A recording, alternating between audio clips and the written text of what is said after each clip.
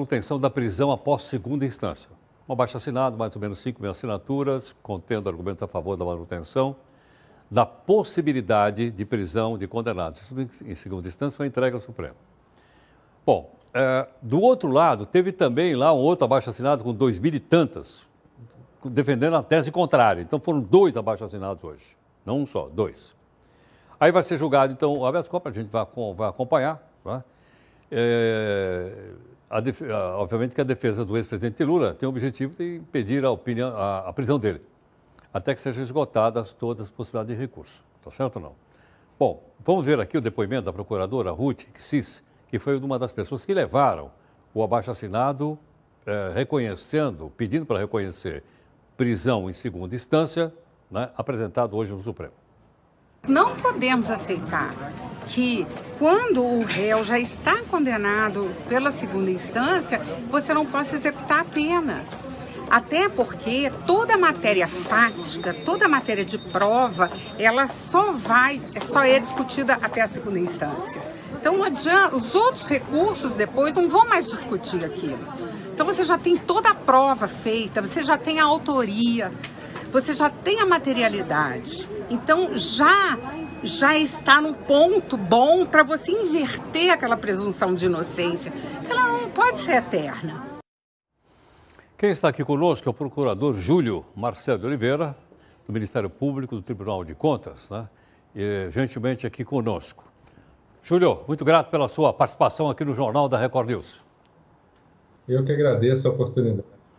Júlio, além dessa questão, né, discutida e apoiada por grupos diferentes, há também questões de ordem técnica. Eu já li aqui, alguém me passou, né, dizendo, por exemplo, que num caso como esse do presidente Lula não caberia um habeas corpus, mas um outro instrumento jurídico qualquer. Você acha que pode ir por esse campo muito técnico ou não?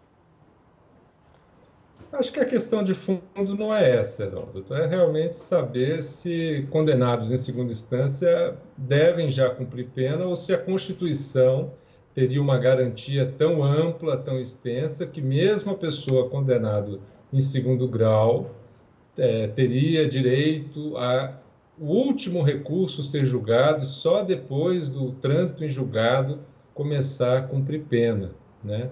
Isso é decisivo para o país, porque não é o caso Lula que está em discussão. É a questão da impunidade, do cumprimento, do respeito às leis por todas as pessoas no país. Aquilo que o Supremo decidir para o caso Lula vai valer para todas as pessoas que tiverem dinheiro para contratar advogados para entrar com recursos nos tribunais superiores. E as estatísticas são implacáveis. Menos de 1% dos processos que são levados a recurso em tribunal superior tem a decisão condenatória revertida. Então, é criar uma situação de impunidade para proteger um número ínfimo de situações e deixando a sociedade totalmente desprotegida. Júlio, em outras palavras, outras pessoas que já foram condenadas em segunda instância, elas poderão também bater lá na porta do Supremo e conseguirem exatamente o mesmo remédio, caso ele seja favorável ao ex-presidente Lula, é isso? Exatamente. Quer dizer, hoje nós temos, cumprindo pena no Brasil, milhares de pessoas que foram condenadas em segundo grau e estão cumprindo pena graças a essa correta interpretação do Supremo que vigora até hoje. E é bom a gente dizer que dos 30 anos da nossa Constituição, durante 23 anos, o Supremo teve esse entendimento de que a prisão é possível. E durante 7 anos entendeu diferente. Agora se cogita voltar àqueles 7 anos. Ora, se a gente olhar essa situação nossa de corrupção sistêmica, tudo isso que foi revelado pela Operação Lava Jato, né, esse verdadeiro lamaçal que a gente assiste no país, consagrar um regime de impunidade vai nos condenar a ser governados pela corrupção eternamente, porque os corruptos sempre vão tentar nos tribunais superiores todos os recursos possíveis. E no final vem a prescrição, ninguém vai cumprir pena nenhuma. Hoje, Luiz Estevão, por exemplo, que foi condenado no escândalo do TRT de São Paulo, só começou a cumprir pena quando, em 2016, o Supremo restaurou a interpretação correta de que se pode cumprir pena a partir do 2º grau. Pimenta Neves, que era um homicida confesso, ele confessava o crime, mas mesmo assim ficava recorrendo ao STJ e ao Supremo, só começou a cumprir pena depois que o Supremo, em 2016, restaurou. Então não se trata apenas do caso Lula, se trata de toda uma criminalidade que também não é só corrupção. Isso vale para homicidas, estupradores, latrocínios, tráfico de drogas. Todo tipo de crime vai receber o mesmo tratamento. Agora, Júlio... Então, seria realmente consagrar a impunidade. Júlio, agora, no outro lado, não se diz que o texto da Constituição diz que a pessoa só pode começar a cumprir pena depois de transitado em julgado. E a gente já aprendeu aqui com seus colegas que transitado em julgado é quando se esgotam todos os recursos. A Constituição não diz que só pode cumprir pena depois do trânsito em julgado. Ela diz que ninguém será declarado culpado, mas admite-se prisões antes dessa declaração final do trânsito em julgado. Senão não seria possível nem a prisão preventiva, a prisão temporária, a prisão em flagrante. Tudo isso, todas essas prisões são aceitas pela Constituição. E a Constituição também estabelece que os processos têm que ter um tempo de duração razoável, que nós vivemos no regime da legalidade, da igualdade perante a lei, e se as pessoas que violam as leis não forem punidas num tempo processual razoável, você tem não mais o império da lei, você tem o império da impunidade. A mensagem que se tem é que cumprir ou não cumprir a lei, tanto faz, porque se você for condenado, você terá infinitos recursos, virtualmente infinitos recursos, até que a prescrição ocorra, e haverá impunidade, não haverá ninguém rico e poderoso cumprindo sentença criminal no país. Agora, Júlio, então se a coisa é de entendimento manso e pacífico, por que o Supremo pode mudar a sua interpretação?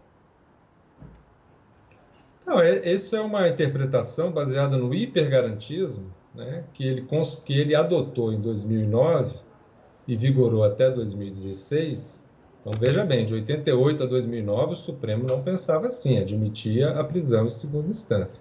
Em 2009, passou a adotar uma tese de hipergarantismo que resultou nessa situação que nós vivemos hoje, né, de absoluto lamaçal, de absoluta impunidade, né, criminal, e que só passou a ser revertida quando, em 2016, o Supremo restaurou aquela sua interpretação que admitia a prisão após o julgamento em segunda instância.